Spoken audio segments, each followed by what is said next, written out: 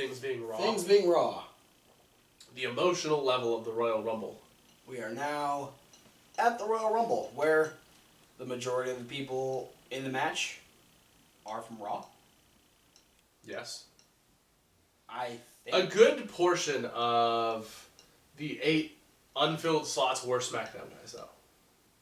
Were they? Yeah.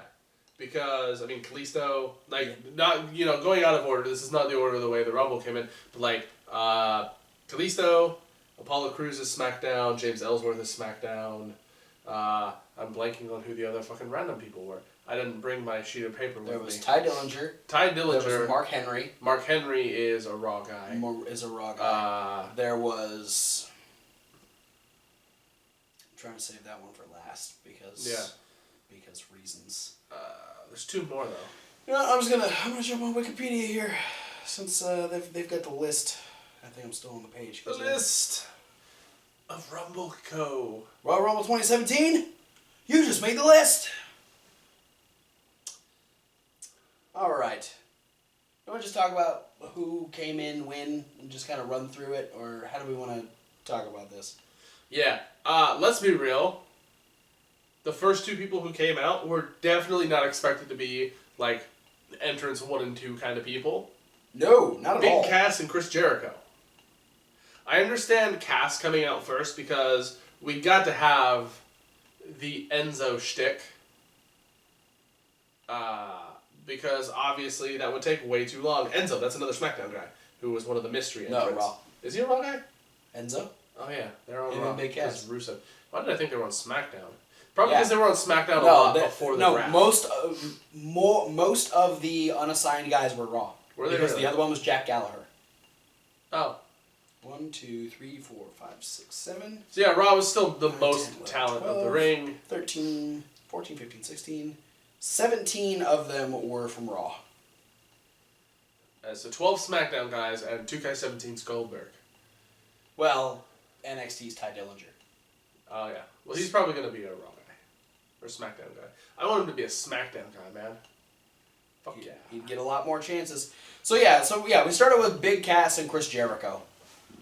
Which is a very strange way to start the Rumble.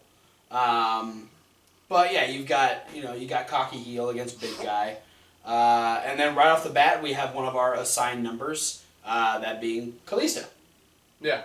So Kalisto runs down, which is cool. He's a young flippy guy. I think we've only seen him in one Rumble before. I think he was in last year. Took him forever to get to the ring though, because he's got short little legs. And the entranceway. The ramp was long. The Alamo Dome is big, and it takes a while to get to the ring. And then that was followed up by Mojo Rawley. Which, skipping ahead, Mojo Rawley, the second man eliminated from the Royal Rumble this year. Good on you guys for not even letting him make the top 10.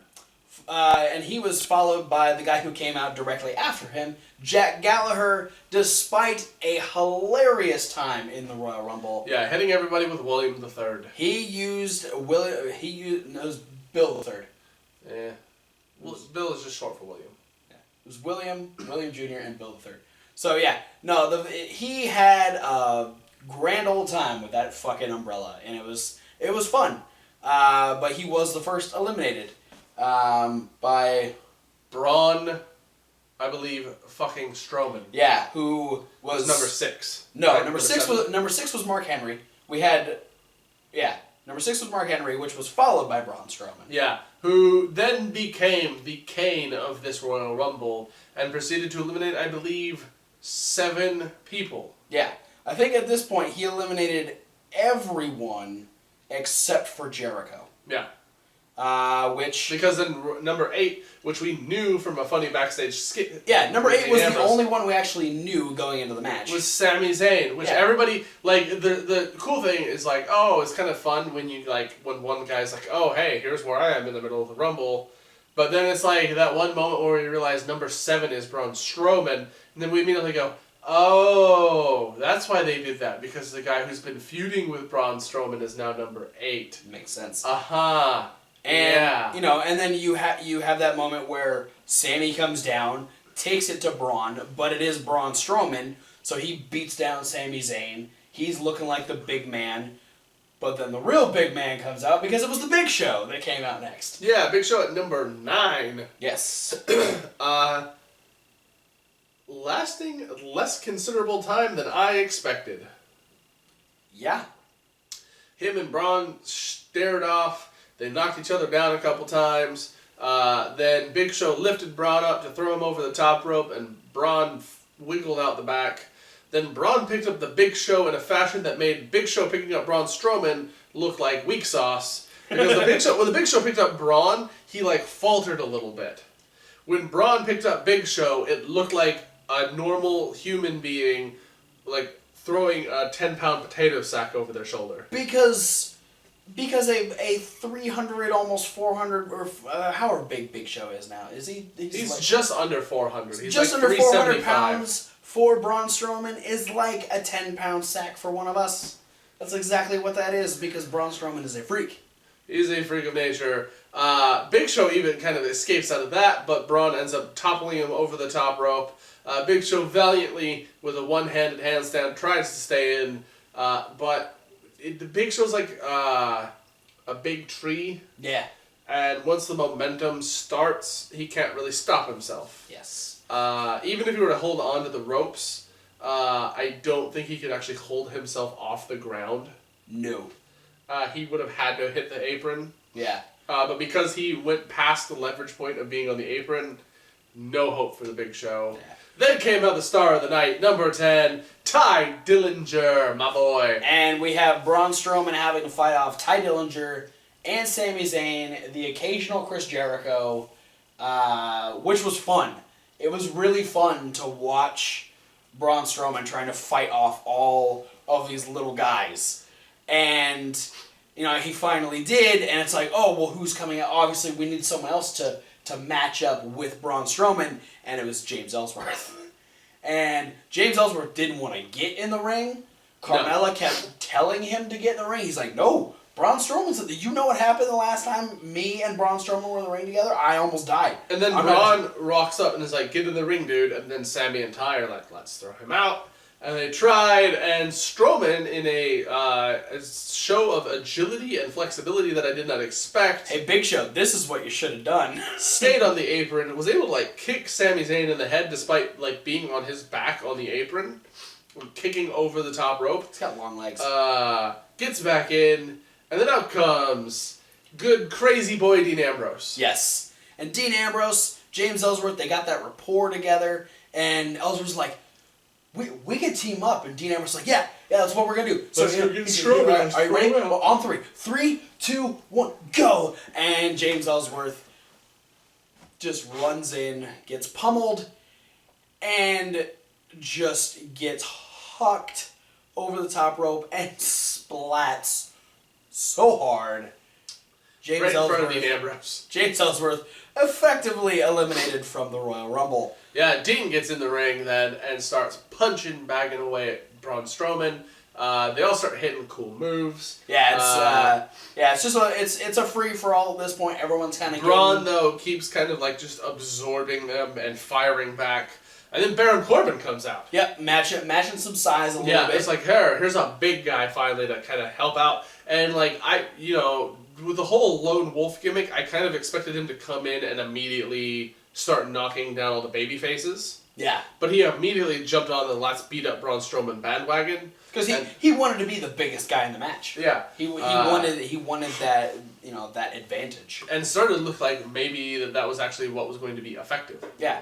So then we added to the small guys next because we had the first member of the New Day to come out, that being Kofi Kingston. Yes. And Kofi and Baron Corbin kind of faced off against each other, and Kofi decided to like try and like, I'm not gonna fight you. I'm gonna jump up on the top rope. Because that's brilliant. Well, I felt like he was getting up on the top rope to jump on Baron Corbin, but Baron Corbin kind of like caught him like doing it. Yeah. He's like pointed at him like, what the fuck are you doing? Yeah. And Kofi's like, nothing? So Kofi backed up onto the large ring post LED board thing, and Corbin just shoves his legs out from under him, Kofi lands chest first onto this giant platform. Which is what Kofi's been building this chest cavity for like the last 10 years. Absorbs all of that impact. Kofi hangs on. It suction cupped him, I think. He's like... and then so we get that it wasn't as good as some of his other ones, but it was a fun... They're running out of things that they physically can do in that space. Because, Kofi's they've good, done, but they've done stairs, they've done barricade, they've done the announce table, they've done the rosebuds. Yeah. And I'm pretty sure they've done, like, Big E's shoulders. Yeah. So... That might have been last year. There's not much else they can do from here on out. Yeah. Like, I think next year's big shocker is that Kofi Kingston's going to fly over the top rope and actually hit the ground. Yeah. There's going to be like, oh, man. Yeah. That's what it's going to be. Next year it needs to be like, oh, how's Kofi going to save himself? Oh, shit, Kofi didn't save himself. Kofi has run out of ideas. And it's going to be a big coup to whoever eliminates him, because he's going to be the first guy in like 5 years to eliminate Kofi Kingston on the first try. It'll be James Ellsworth. It'll be a big push for James Ellsworth because he effectively eliminated Kofi Kingston. Then we had a run of guys that I don't remember did a whole lot. We had The Miz come out next. The Miz's claim in this Rumble is that he held on a long time. He did. We had Sheamus come out after that. We had Big E join out and help Kofi for a while. Rusev and Cesaro. Cesaro went on a swinging phase. Until he got tired. Yeah, he tried to do it to Big E and couldn't. And then got Baron Corbin a little bit, and then he just couldn't anymore. And then it got to the point where he tripped up Sheamus. And he's like, should I do it? Looking at Sheamus, looking at the crowd. Sheamus, looking back no, at Sheamus, looking back at the it. crowd. And then... I think Baron Corbin ended up like attacking him and stopping him from doing it. Somebody kicked him in the face, I think. Something like that. Just effectively... No, Rusev super kicked him. That's what, yeah. Rusev said, no, we're done with that. Xavier Woods? Yep, Xavier Woods was next, so we have all three members of the New Day in at the same time. And at this point now, we have a fuck ton of people in the Rumble. No, like this is the most people I remember seeing in quite some time. Yeah, we had like 10 or 12 people all in the Rumble at the same time. But then we had the short order clearing because Cesaro and Sheamus would then eliminate all three members of the New Day right before they got dumped out of the ring. Yeah. So that was like half the humanity in the ring got dumped out in like 3 seconds. Yeah. So then we start to build things up a little bit. We have Bray Wyatt come out. We have our next. We didn't know this. We didn't know this guy was going to be in the Rumble. We had Apollo Crews. Bray Wyatt is then backed up with Randy Orton.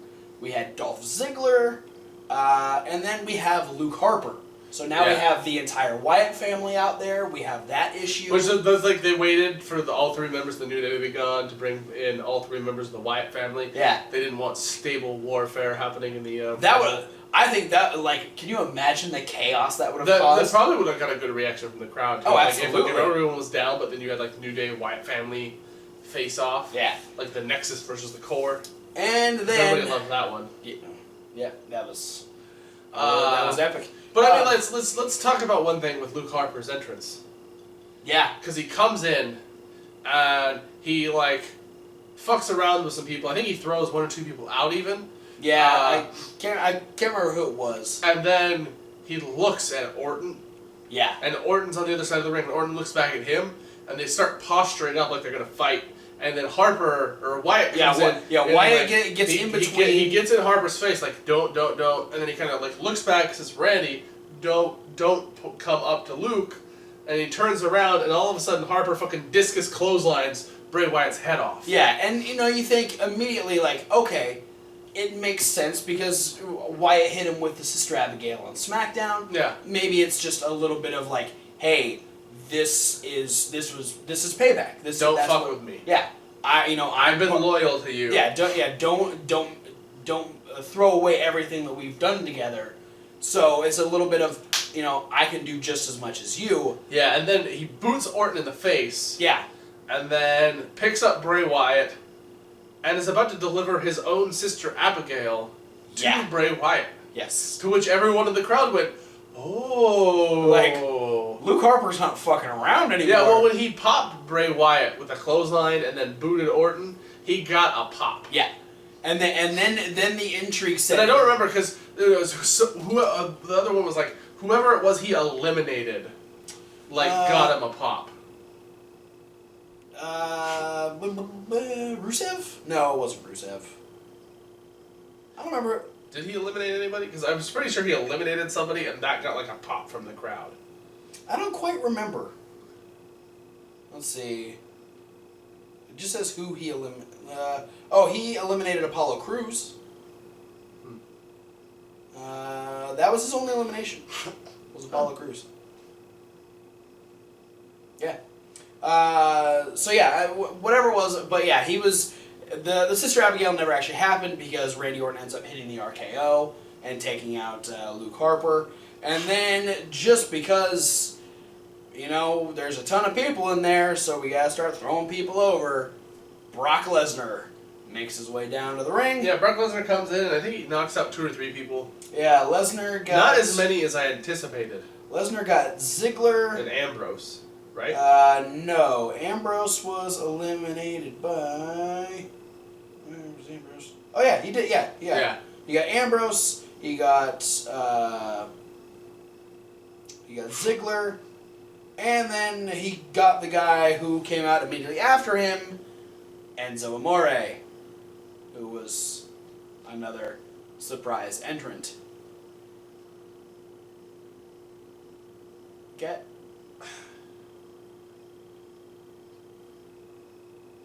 Anyway, then, because Brock Lesnar's in there on a tear, we gotta have Goldberg come out.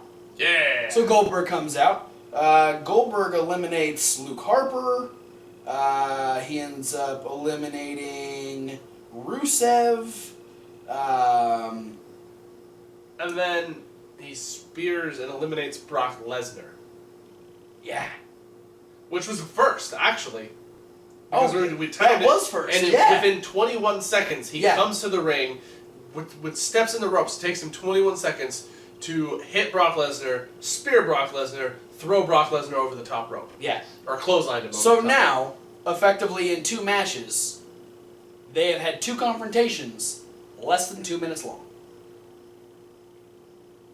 I'm going to say this right now, going on the record. Alright.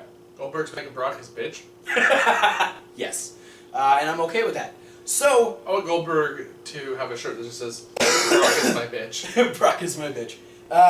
Who's next? Probably Brock again. So now Goldberg is in there. He ends up hitting Sami Zayn with a jackhammer. Poor Sami Zayn. He just ends up... He gets spears on quite a few people. Yeah. Just drills some people. I think he got... I can't remember who else he ended up hitting. But yeah, so Goldberg is obviously the dominant force in the Rumble at this point. Completely destroys a bunch of people. A few more people get eliminated. And then we get the moment that people have been waiting for years. Yeah, because at this point, we have 2 people left. Yeah, we know that Undertaker's coming out, and we have one more surprise entrant. Yeah, one more.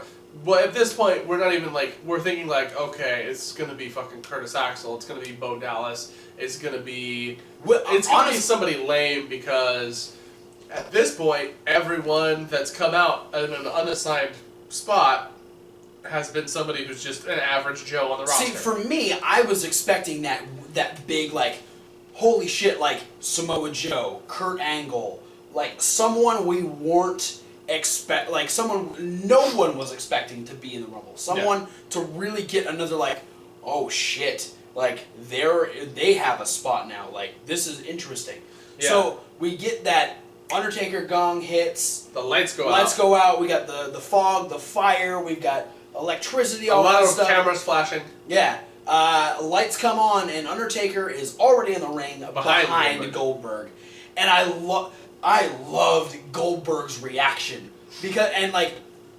Michael Cole, I'll give you this, you sold this, that Goldberg felt the presence. And you just see this nasty look on Goldberg's face, and he turns around to face the Undertaker. That was cool. Yeah.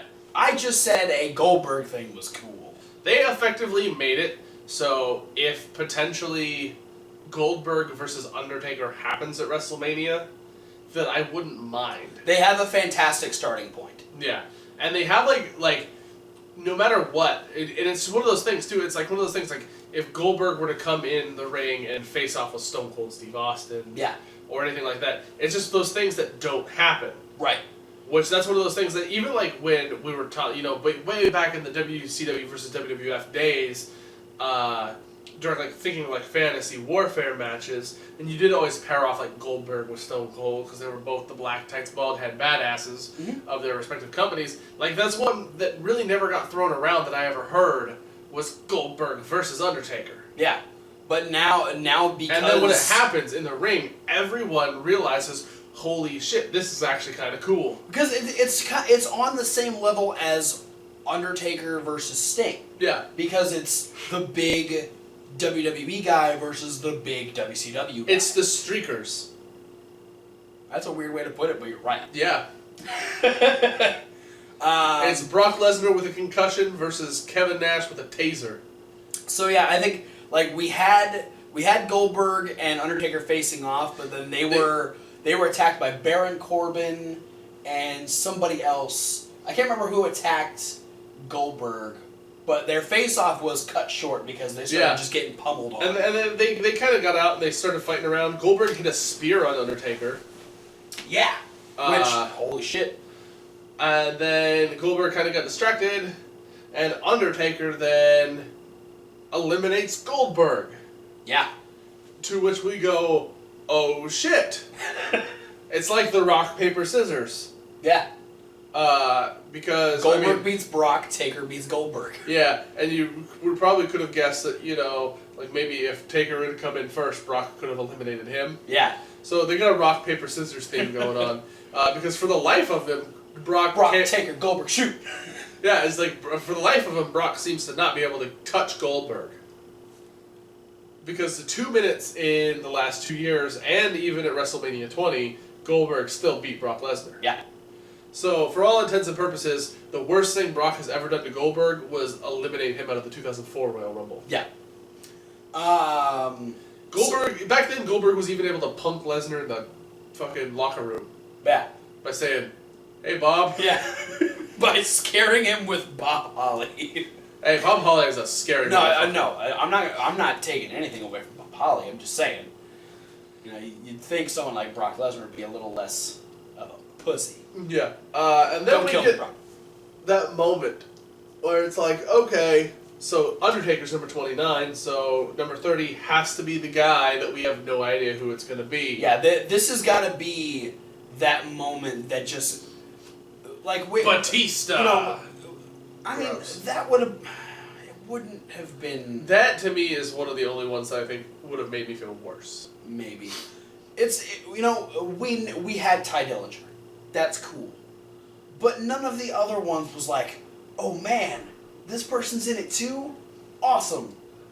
We didn't have that moment, and we were waiting for that moment. Especially now that the biggest star in the ring currently is The Undertaker. Yes. So you need... And he's punching the shit out of everyone at this point. So you need someone to match that level of intensity of The Undertaker. Yeah. And I felt like, Miz was still in the ring. Yeah. So you still had that, could it be Daniel Bryan? Yeah. Jericho was still in there. So, I mean, anyone that Jericho's ever had some sort of issue with. And then there's Kurt Angle's announced to be in the Hall of Fame, so we could have the big triumphant return of Kurt Angle. Samoa Joe was at TakeOver and didn't do anything. Tyler Bate. Yeah, Tyler Bate was in San Antonio. Yeah. So we could have had, hey, the UK champion is in the match just for shits and giggles. Yeah. It could have been a lot of people. Because also, then, if you think about it, if you wanted to keep going on the sort of lame trend that they were going on, there's still 15, 20 people on the roster between Raw and SmackDown that still weren't in the Rumble. Not even this wouldn't have even been lame, but it could have been either member of American Alpha. either member of American Alpha, Bo Dallas, Heath Slater, or Rhino. And taken that a couple of these people who I'm about to name lost the Battle Royal that Mojo Rawley won to get his spot. Yeah. But from Fandango, Tyler Breeze, either Uso, either Vaudevillain, either member of the Ascension, Goldust, R-Truth, either of the Shining Stars. Either of them. It could have been Kane. Jamie Noble. Joey Mercury. Either member of the club. Another person from NXT, because why not? Everyone was there. Yeah. Could have been the return of Finn Balor. Could have been the in-ring return of Eric Rowan. Could have been the in-ring return of one of any various people, Hideo Itami, who are injured. It could have been Booker T, Jerry the King Lawler, Fit Finlay. JBL. It could have been the Red fucking Rooster. Oh, actually, no. I think he just had surgery. It could have been A-Train. Oh, I would have marked for A-Train. It could have been A-Train. At that point in the Rumble, I was holding and having to pee so bad I might have peed myself a little when A-Train came out. It could have been Shawn fucking Michaels. Could have been Stone Cold. Because Shawn was there. Yeah. And he did a little speech at the end of the pre-show. Pre-show. I was at Takeover. To get the crowd hyped for the Rumble. And you know how hyped they would have been if Shawn came out while Taker was the only man standing in the ring. In Texas. San Antonio. People would have lost their mind. I think the crowd would have effectively started melting. Yeah. But despite the fact that we just listed off a whole Royal Rumble's worth of people, it just upsets me more now that we're about to say this. I'll do it to spare you the bullet, Please. Roman Reigns.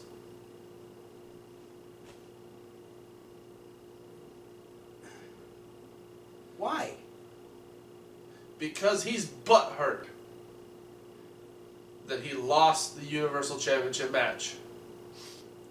So we do what the Raw prevailing theory is, and that's give Roman Reigns another chance. You know what's even worse? What makes it even worse is I probably wouldn't have been upset about Roman Reigns being in it had he come in earlier to settle the issue with Braun Strowman.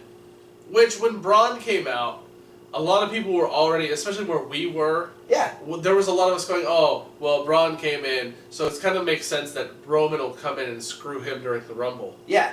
Get even. But no, instead Roman Reigns comes out, punches a few people in the face, and eliminates the fucking Undertaker. Which was his pick to win. He also eliminated Chris Jericho, which was my pick to win. And Bray Wyatt, which would have been probably the coolest out of all the people who were left. Because when it came down to it at the end, the final three were Bray Wyatt, Randy Orton, and Roman Reigns. And for me, despite the fact that it happens way more often than it should, I'm not, and it's becoming almost commonplace, I'm not thrilled when somebody re-wins the Royal Rumble. Right. I like the Royal Rumble to be a launching pad for somebody new. Mm-hmm. And we don't get that very often anymore. Yeah. It has to be someone who has a name now. And what we got was two guys who have already won the Rumble, and then Bray Wyatt, who needs this, to be completely honest, and to stay relevant. And out of the three, Bray Wyatt's the first one eliminated. Yes. He gets punched, and then Orton gets punched, and then Bray gets thrown, and then punched, and he's gone. I'm just going to start calling Roman Reigns Punch Face. Because in the Royal Rumble, that's like the only move he did. I am almost at a point where I don't even want to cover anything that Roman Reigns does. So now we're going shit. Shit, fuck, cock-sucking Roman Reigns, balls, sack slapped on his face. Him and Randy. Randy is still recovering from said punch right before Wyatt got thrown out. Roman says, ooh, spear time. And Randy Orton says, fuck you, RKO time. Yes. And hurls Roman Reigns out of the ring and wins the Royal Rumble for the second time. Now, granted, it has been 8 years since the last time Randy Orton won a Rumble. Yeah. So it's been a nice long break of no Randy Orton. Yeah. And we didn't have to sit through another Roman Reigns win. Yeah. To me, though, it's just, I feel like it's a lot of recycling because we've recently had Triple H win his second Royal Rumble. John Cena won his second Royal Rumble not that long ago. You know, so we're getting a lot of, like... Yeah. Even though my pick to win was... Batista won his second Royal Rumble. Yeah, Batista won his second Royal Rumble. And even though Undertaker was my pick to win, I was still, like... I was picking him out of the necessity of, like, the idea of him versus Cena. And it had been a decade since his Royal Rumble win. Yeah, but it's still, like, when I was looking at it, I was like, oh, well, Taker's the only guy in the ring right now that has already won a Rumble, him and Randy. My choice, Chris fucking Jericho has never won the match. I think he set a new record at this Rumble, though, for the person being consistently in the most Final Fours. Really? Yeah, because I think, if I remember right, I think him and Sheamus are tied at 4 apiece, being in Royal Rumble Final Fours. They did mention that Sheamus had been and in said a lot Sheamus of was Final tied Fours. with somebody, and I think it was Chris Jericho. And I think Jericho might have beaten that record because he was in the Final Four this go around. Yeah. So Randy Orton won the Royal Rumble. He's going on to WrestleMania to face a champion. It is kind of curious to think of where this is going to go. We could, for the very first time, get Randy Orton versus John Cena at WrestleMania. Yeah. We do. That's the great thing about SmackDown is that they leave it very open ended. We thought going into this that we were going to get John Cena versus The Undertaker. Yeah. That's obviously not going to happen because Randy Orton is getting that title match. Yeah. Unless something happens between now and then. Which, you know, things have happened. Yeah. Yeah, so it is going to be interesting to see where this goes. Because despite the fact that Randy Orton is one of those guys that you can't really ever count out of being in the big picture, he wasn't on the radar. Yeah. Because everyone was like, Goldberg, Lesnar, Taker, Braun, these guys. They're all the big guys. They're all the guys who keep facing off against each other. And Randy Orton's doing his thing with the Wyatt family. So, you know, that's obviously not going to happen. But now, with Elimination Chamber in 2 weeks, we're going to find out who Randy Orton's opponent is going to be. We know that already Styles, Cena, Miz, and Ambrose are all going to be in the Elimination Chamber. We have 2 spots open, so that could be anybody. Yeah. So, yeah, we don't know if John Cena's going to make it through Elimination Chamber. And if he does, what's the build there between him and Randy Orton? What's Randy Orton going to do with the Wyatt family? Is Luke Harper going to be an issue? Is Bray Wyatt going to be an issue? Are we going to have an evolution thing where Randy Orton gets screwed because he won the championship in the group that he's in? You never know. But you know what we're going to get? More Roman fucking Reigns on Monday Night Raw. Yay. This was a long video. It's probably 2 parts. But, you know, it's the Royal Rumble. Thanks for watching, guys. Don't forget to like, comment, and subscribe. Click all the links down in the description. A lot of social media down there. Check out our podcast. It's the one called SoundCloud. Down there. Post down in the comments your thoughts on the Rumble. What would have you done differently? Roman Reigns not be in it. Who would you have put in instead of Roman Reigns? Anybody but Titus. Also, who else would have you put in instead of Mojo Rawley? Anybody but Titus. And Roman Reigns. Or Roman. Yeah. There's other stuff I usually tell you to do. Just go over to Reasonable Wrestling Check out Fans. Reasonable Wrestling Fans. We're going to be posting some new stuff over there. It's reasonable with a W. Like wrestling. I hate to disappoint, but I mean, I was completely 100% jazzed up to have a big energetic outro where I knocked everybody out of this ring in a big sweeping gesture, and I just don't have the energy for it right now. Instead, we just buried Roman Reigns in the Wyatt family. So... Sorry, guys. Thanks for watching, though. We can tell you, thanks for watching. We'll see you at whatever video you decide to watch next. Fuck Roman Reigns.